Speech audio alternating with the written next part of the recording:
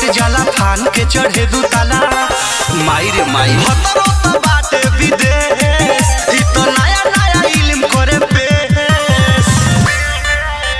सिनारा देवारे रे देवारे रे देवारे रे देखावे अजगर रे गोरे रे गोरे सिनारा देवारे रे देवारे रे देवारे रे देखावे अजगर रे गोरे रे देवारे रे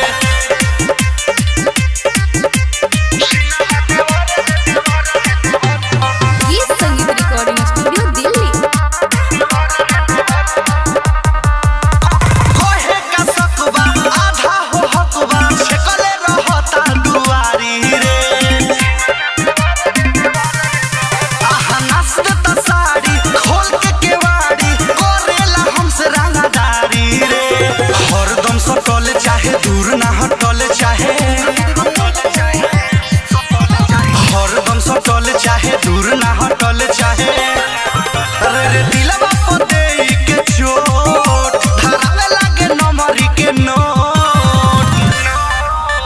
सिनारा देवारे रे देवारे रे देवारे रे देखावे अजगर रे गोरे रे गोरे सिनारा देवारे रे देवारे रे देवारे रे देखावे अजगर रे गोरे रे देवारे रे गीत संगीत recording studio Delhi. Music by Ajit Sinha.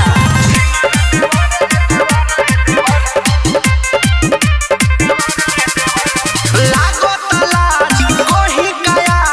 छपता निहर दिया चुना रे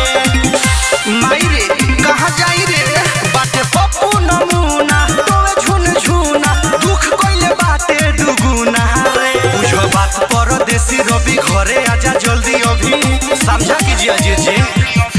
बुझो बात परदेसी रवि घरे आजा जल्दी अभी निर्मल जोगेश रहे रे दिले दिलवा पर खुशबू दिन ठेस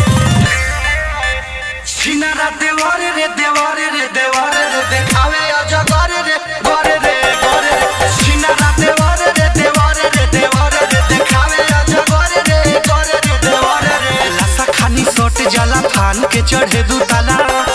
माई रे माई हतरो तो बाटे विदेश ई तो नया नया इल्म करे पेश